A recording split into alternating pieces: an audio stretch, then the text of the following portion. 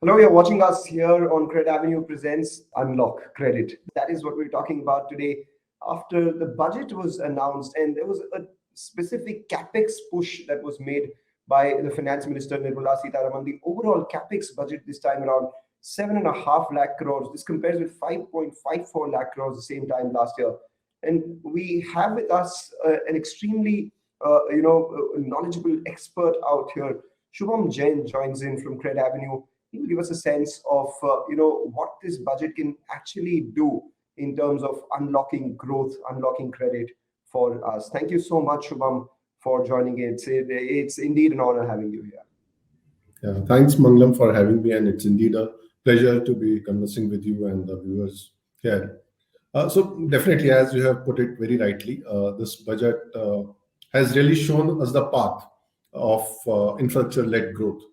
So if you go back 2 years, NIP was launched somewhere in mid of 2020, but unfortunately, because of COVID and government's focus more on the welfare and the social schemes, the adequate allocation towards infrastructure couldn't be done at that time. So NIP, which itself is around 150 odd trillion rupees to be executed in a 6 or 7 year period.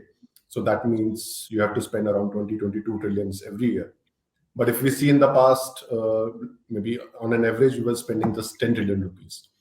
So this year was the first year where center's budget allocation itself is 7.5 trillion rupees, in addition to IEBR of maybe 4 odd trillion rupees, which various CPSCs will do.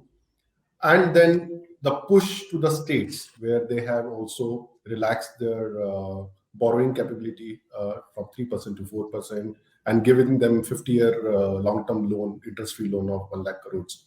So these are all enablers which have definitely shown a very strong intention from the government that yes, they are serious about NIP. They are serious about bridging this large infrastructure gap that the country has been facing. And that's why they are enabling to go all the engines full throttle, whether it's center, states, CPSCs, or the private parties also, to start and investing heavily in the capex-driven sectors and building the infrastructure for the country. Shubham, what you say makes absolute sense, and this is something that we've been tracking over the last many years as well. The fact that we do need some sort of investment in infrastructure where we have seen a fair amount of shortfall. But another problem from the demand side has been that we've seen a serious amount of lack of absorption of these funds as well. Do you think anything specific in this budget stands out which can solve that problem? See, definitely, I think, yes, we have pipeline of large number of projects. We have long list of projects which one wants to do. But the gap between having them on paper, the planning, and actually making them shovel ready, the gap in our country is just too wide. It takes as much as 3 to 4 years. That is why we are seeing significant lag between when we are just putting something on paper and actually starting working on that, and when you actually see the absorption of that funding which is available from the lenders or from the government side. Now, I think government has also taken a very close look at it, and if we see this budget, the highest allocation is towards the road sector. In fact, MORTH itself has got 1.84 trillion rupees, highest ever to any ministry, and reducing the dependence on debt also. Because if we look at last 4-5 years, they have done a good job of acquiring land, which are required for their Bharatmala program. So now I think they will go very aggressive on awarding the projects so that whatever allocation and this large allocation has been done can be absorbed and spent very well on this segment. In the meantime, possibly what they will do similar things for other segments, possibly on the port side, or they will also make such projects in the railway side, so that they again get ready, and possibly in the subsequent years in FY 24-25, we will see similar kind of action happening in those segments. But we've seen lenders' experiences with a lot of these players in the infra space. We have had high delinquencies. A lot of them ended up in the NCLT, etc. as well. How charged up do you think will they be now to participate in this journey of growth when they're forced to go ahead and lend once again? I mean, it's just now that we came out of a bad credit cycle, if you must. Definitely, I think a very valid point, Mangalam. So yes, from lenders, they have really faced a lot over the last decade or so. If we go back to the infra cycle of 2009 to 12, when there was a very aggressive bidding in all PPP projects, whether roads, airports, ports, and we saw a lot of failures happening. In fact, we were trying to do some analysis that the earlier developers, the players, I won't name them, but very, very large developers, uh, almost 80% of them are currently in NCLT because all of them had bidded very aggressively. All of them had taken debt to fund equity. So there was multiple leveraging which was in the system without any real equity in the system. And the projections were very, very rosy in terms of traffic growth, in terms of power generation, tariffs, etc., everything. And which led to like huge losses to the lenders, which led to huge losses to the public at large. And RBI also did a lot of work in cleaning up that NPMS. So if you see for infra, which was the largest contributor of NPAs, I think almost 35%, which it was contributing in 2015. Now it has come down to 18%, not because of recoveries happening, but because of a lot of cleaning up, which has been pushed by RBI. Now, one big difference which you will see in the current cycle is all the developers are very cognizant of their balance sheet. They don't want to go very debt heavy. They are raising equity at every point. Whenever they get an opportunity, they are raising equity. And there is a very vibrant M&A market also. So people are not sitting on assets once they become operational. So that is also a good thing which is helping the country, that we have very large players like CPPIB or a Macquarie or a Brookfield who is very, very active in operational project stage. Right. So once it becomes operational, it is flipped to these long-term investors and the capital is recycled. So if you compare the earlier cycle vis-a-vis this cycle, I think lessons have been learned. Everyone is very cautious and trying not to repeat the same mistake. But as one says, yes, we have a poor memory. So fingers crossed that we should not repeat the similar mistakes. So they say history doesn't repeat, it rhymes. So let's see. Let's hope this time around it doesn't rhyme. Shubham, one thing that I wanted to know about is Gati Shakti. There was a fair amount of teaser given by the government that, okay, this is something that we're planning to launch. How much do we really know about it? What could this really do? I mean, how big a game changer could it be, if at all it would be a game changer? Yes, again, the information in public domain is very limited. So possibly we would have heard the same things as you would have heard. But what our understanding here is that government is trying to bring in a lot of synchronization and coordination amongst various ministries, whether it's state or center. Because currently, a lot of the projects, instead of complementing each other, are competing with each other, which is becoming a challenge for lenders, which is becoming a challenge for equity investors, and which is becoming a challenge for all the stakeholders.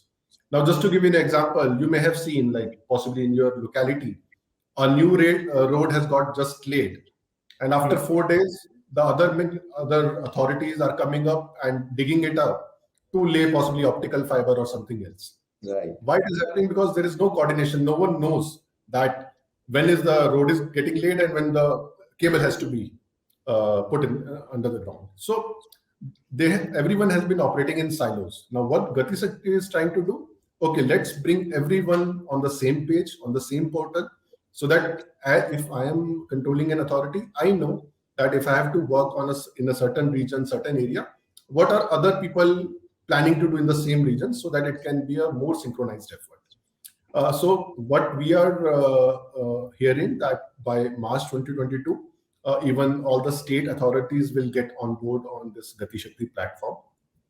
And possibly by August or later part of this year, government will also may open up this for the private stakeholders, so that they can take more maybe good investment decisions, whether a lender or a equity shareholder. Like, again, just an example, if I'm investing in a road for 15 years, I should be aware that, okay, in the next 15 years, which are the parallel tracks which may come in, right? Not only road, possibly a rail, DFCC, which can also compete with my road.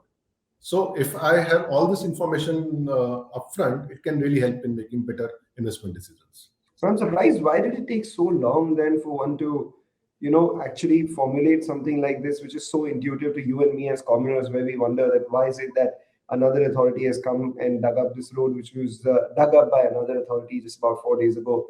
But what we need to also understand is how will this impact the way we think in terms of urban planning, in terms of roads, railways, SEZs. How do these come together in a more streamlined fashion? Because what you and I think is a very utopian idea. How difficult would it be to execute in India? And does this budget provide any sort of inkling into that? No, see, definitely.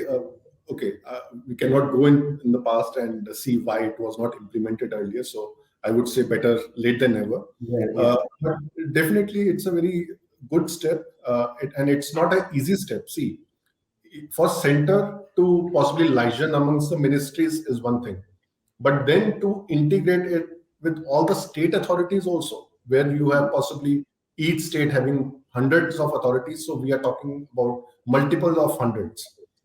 So definitely it's a task to get this done, to get everyone on board, to put each project on the portal, and to basically monitor the progress of each project so that one knows what is happening when and where. So I think it's a good step in the direction. Definitely, it will change the way how people are investing in infrastructure. And why only infrastructure? A real estate developer can also possibly look at this data and see, okay, if I am planning to possibly invest in a particular location, how is the physical infrastructure or social infrastructure is going to look after 5 years? So it should give a very strong, I think, boost to the overall economy and other allied sectors too. One thing that also stood out for me in the budget was the way there were incremental funds allocated to the Jal Jeevan mission. Because if there is a water tap in every house and there is easily accessible water, the impact that it could have, not just on the infrastructure of the country, but also the consumption patterns of the country, with people having more time, more comfort to try out newer consumer products, etc. It could have a big tertiary impact as well. What, in your sense, is the potential to which this can aid our economy? Yes, see, definitely, I think Jal Jeevan mission, and it has played out really well even now. If you see over the last 3 4 years, the kind of connectivity of potable water it has provided to households is really great, and water has reached, I think, almost 56% of the villages, or if I recall the number correctly. But still, there is a significant scope and way to go in this particular field. Uh, in terms of investments, what good thing now is that under this Jal Jeevan mission and also the other allied schemes that the government is doing, Amrut 2, they had recently revamped that Amrut 1 into Amrut 2 also, where they have further expanded the scope. So we are seeing private sector investment also coming into the water sector, which was earlier not present there. We are seeing HAM models, hybrid annuity models, which is mainstay for the road sector today, is also getting implemented in by water authorities even at the state level, and getting good response from the private sector developers. Why it is happening? Because first, they know that okay, there is a allocation from the center which has happened to this particular project, so their whatever receivables are, they are assured. Secondly, in terms of ROW, etc., it is much lesser complex as compared to a lot of other linear or concentrated projects. And thirdly, it is much less competitive as compared to the other segments currently, like roads or power, which has become very, very competitive. It's a new segment which is picking up, and not many players currently present. So it is really, I think, it's a good story which should play out over the next 2 3 years. And what do you think is the share of private versus the government in the overall capex of our economy right now, currently? See, it will be, I think, less than 18 odd percent. And if I have to give you a breakup of how possibly FY23 will look, 7.5 trillion, as you said in the opening remark, will come from the central government. Then similar around 6 trillion, one is expecting from the state. That makes it around 13 and a half. We have CPSEs doing a capex of 3.5 to 4 odd trillion rupees. That will make it around 17 trillion. Then possibly 3 to 4 trillion is what we are expecting to come from the private sector side, and another 2 trillion or 2 to 3 trillion getting plugged by the DFI, the new DFI which has got created. So if you see out of 22, we are expecting around 3.5 to 4 trillion coming from the private. That's make it around 18% private capex share in the overall scheme of things. Is there a possibility that this increases given the kind of PLI schemes that have been announced, etc.? How effective do you think those would be in restarting the capital cycle? Definitely, and if you go back in history, like in 2008-9, this private sector share used to be as high as 38%, and it has come down very significantly because of whatever has happened in the economy, what has happened with all the PPP projects, etc. So this PLI is a very strong enabler, and now government is also expanding the scope. Like they started with the mobiles, they started with the telecommunications, semiconductors, now in solar panels, modules also they have done that, then pharma. So government is taking all steps to basically enable the investments from the private sector in manufacturing capacities. In fact, you raised a point on SEZ policy also, which I forgot to cover. So SEZ policy also, which is almost 15-year or 16-year-old policy now. So the current policy doesn't differentiate between a service sector and a manufacturing sector company. And that's why we have seen that it has really got very well used and exploited by the service sector, because they are indifferent to the location. They can sit anywhere and start contribute to maybe IT sector, etc. Whereas for manufacturing, it is very important to be very close to their suppliers, to their customers, transportation, maybe proximity to the ports, etc. So now I think this is what government is trying to do, and what budget has also announced. By October, they will come out with a revised policy focusing on manufacturing and combining this with the PLI scheme, so that everything again moves in sync. That yes, government is giving a good support through PLI, and how new SEZ policy can further act as an enabler. So, what proportion of our current economy, I would assume it's around 11 to 12% comes in from manufacturing, is that correct? Yeah. So what proportion do you think it could be going forward, given this thrust on capex and Make in India, Atmanirbhar Bharat, manufacturing, China plus one factor, all of them coming together? Do you think GDP's contribution from manufacturing will increase, or the entire GDP itself will increase so much that this contribution stays at that 11-12% mark? See, definitely the growth in manufacturing, one would expect that should be slightly faster as compared to the service sector, because service sector already over the last 2 decades have seen a very strong growth led by ITES. Having said that, ITES is also going all guns blazing, and we are seeing a huge demand, especially thanks to COVID, which has increased the dependence on IT, the security, data security, etc. So my guess is that yes, possibly we may see a percentage or 2 percentage points change in the contribution of manufacturing, but not be very significant, because service sector also will grow very significantly, led by financial services as well as the ITES.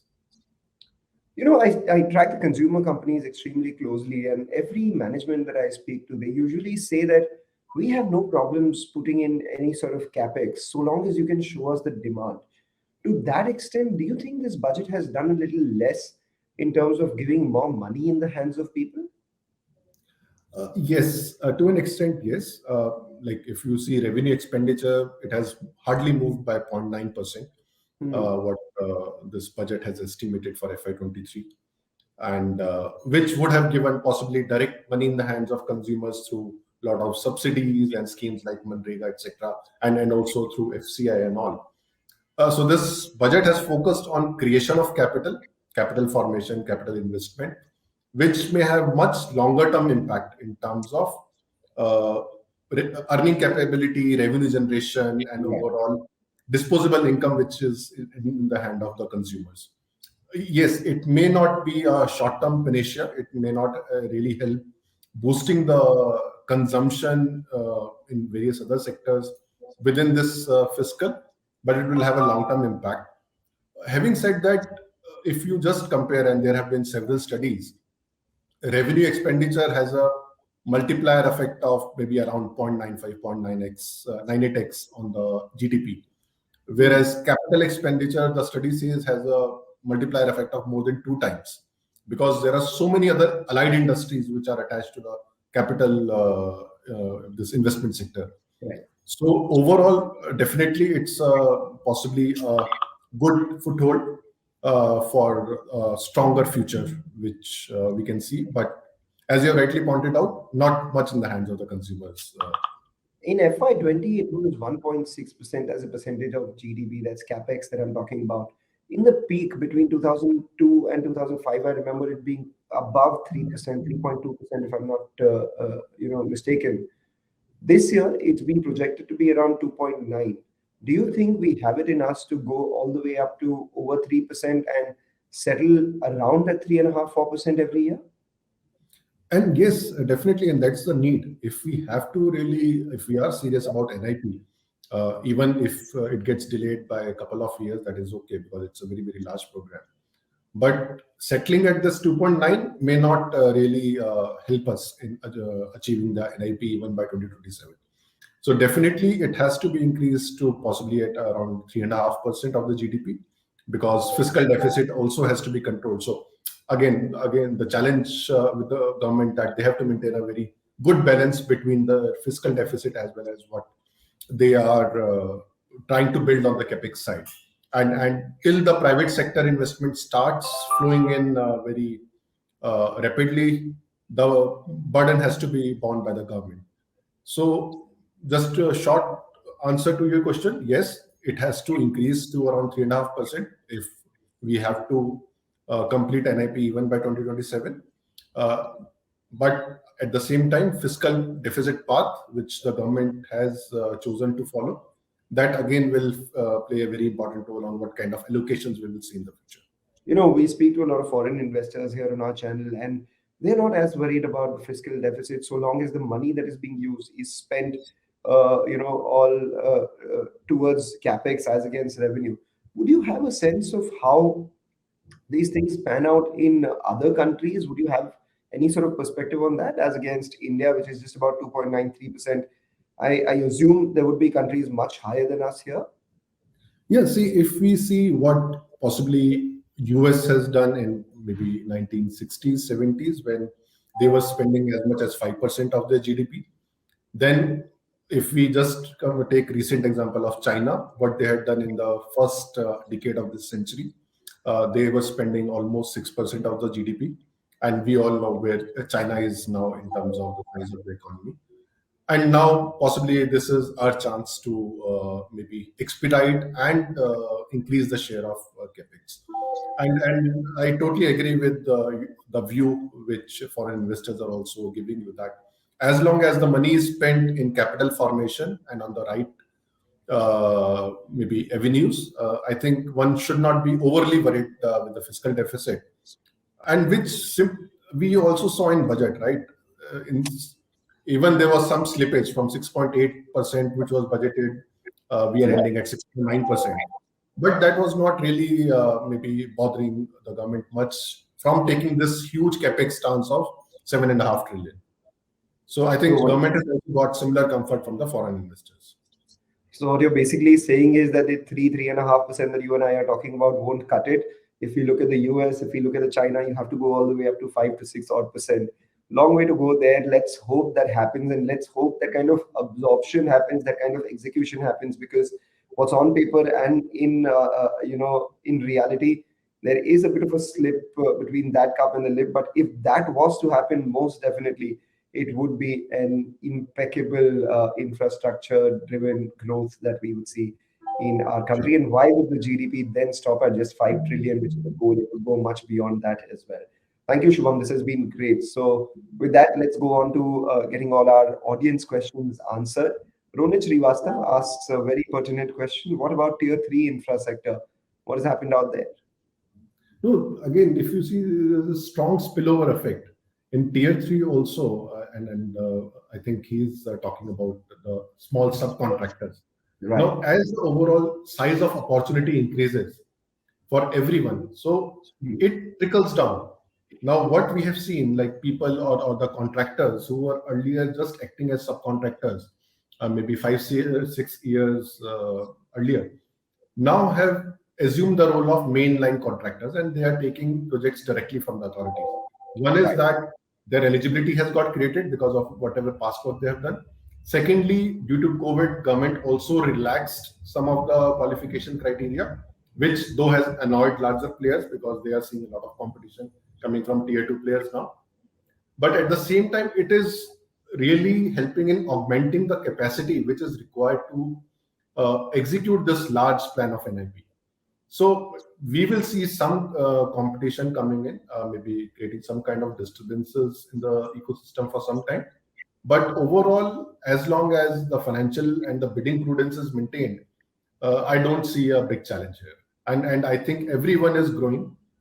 We have seen very small contractors who are becoming now mainline contractors and even bidding for HAM projects. So that's the kind of transformation which has happened in the 6 to 7 year journey.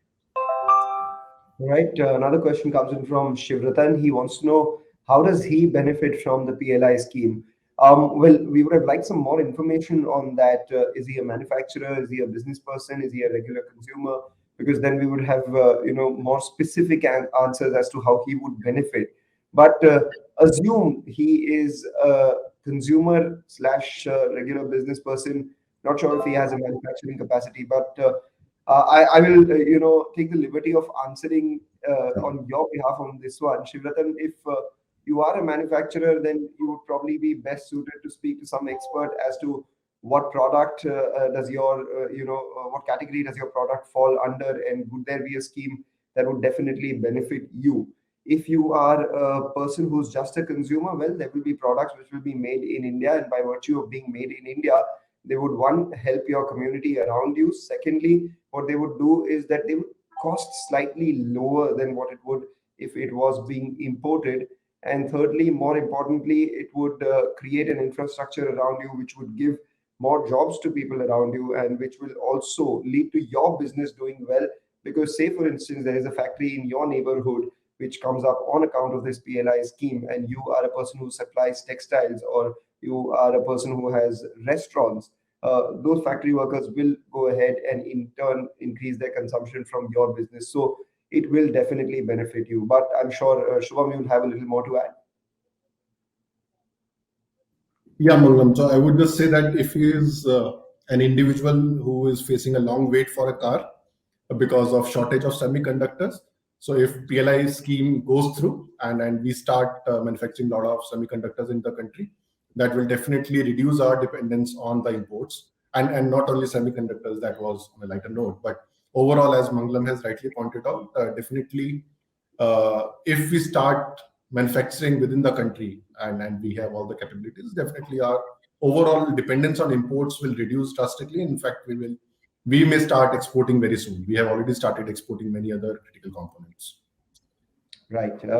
We have another question coming in. Benudhar Sahu wants to know, what are the railway projects, especially in the DFCC?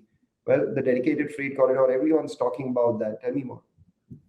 Yeah, so dedicated freight corridor, though it has been marked by a lot of delays, but it's a very strong project, and it will result in reduction in overall time and cost that currently transportation of material through rail takes. So it is a very strong competitor to the entire road network also, because it will definitely provide a better option, better alternative to the entire manufacturing sector in terms of transportation option. So DFCC, there are two links which are under construction, Eastern and Western links. So what we understand, Eastern link, there has been a lot of work and it is about to become operational very soon. Western, there have been slightly more delays. That's why it has not really got operational. Similar to these two, now government is planning other links also to basically enable the logistics across the country network. Other projects that railways is looking for is like they had floated tenders to put wagons on annuity basis. Like what they are seeking is that private sector should come forward and start investing in procurement of wagons, which is a big capital investment for railways on an annual basis. So what they're saying, you come and invest in those wagons, and railways will keep on paying annuities in a regular manner over the next 15-20 years. So we will see a lot of such, I think, new ideas, new ways of attracting private sector capital in railways also going forward. All right. And the final question of this afternoon, we have Yash Majithia writing to us.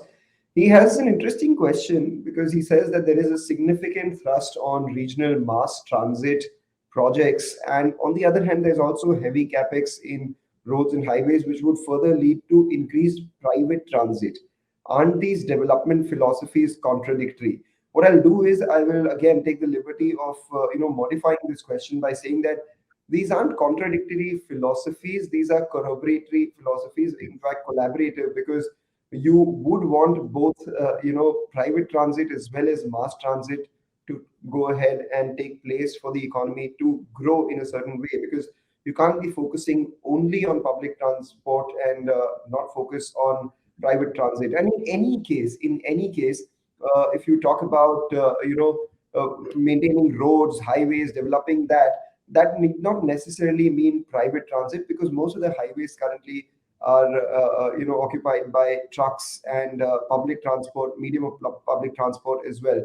So I wouldn't go so far as to say these are contradictory philosophies, but I would revert this question to Shubham and say, Shubham, has there been enough done to balance both regional mass transit products and uh, the capex that we've announced in terms of roads and highways and private transport as well?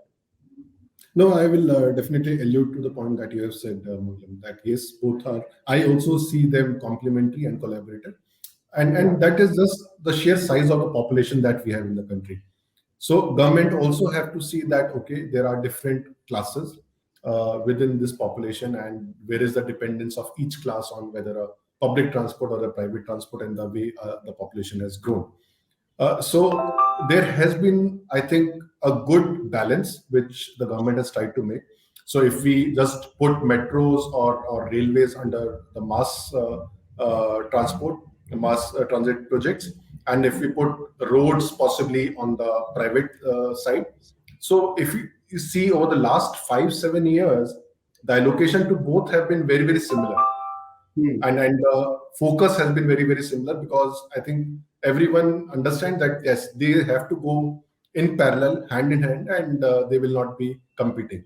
Yes, projects like possibly DFCC and expressways, which again is a very large program, that may start competing, and that's what I mentioned also when I was talking about Gati Shakti, that possibly the earlier planning, because of that, like today, what we are seeing in NH8, once Hmm. this Western Link becomes operational, a lot of commercial traffic from NH8 may end up moving on the DFC because it is Yeah. cheaper and faster. So that is something which possibly Gati Shakti may help in taking care in for the future projects. Okay.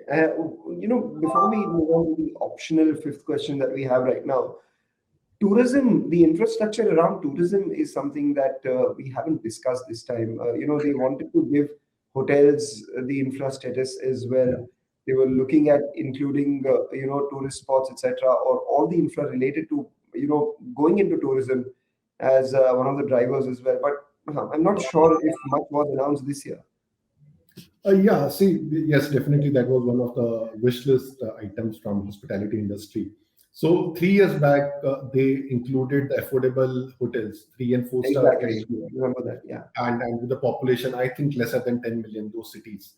They had included that, but unfortunately, that covers maybe less than 6 to 7% of the operational hotels in the country. So tourism directly has not got infrastructure status, and that remains a disappointment. But on the other side, if you see on tourism, definitely government is focused and on supporting this hospitality also. Like they have expanded this ECGLS scheme by ECL. around Yeah. 50,000 odd crores and focused only on hospitality sector. So I think they also understand the pain which this sector has gone through due to COVID. But possibly infra, it may have to wait. This year it was a ton of data centers and energy storage systems. Possibly over the next 1 or 2 years, we may see some action there. Yes, we will follow the Maslow's need hierarchy theory. Once the social, Correct. physiological, all those needs are met, only then we'll perhaps look at the actualization needs.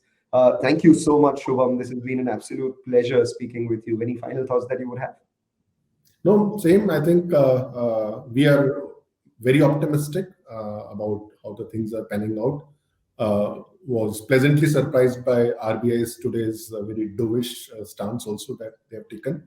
I think it will help in further encouraging the capex in the system. And I think enablers are in the right place, intentions are there. Now it's high time that the plan should be put into execution. So hoping for the best.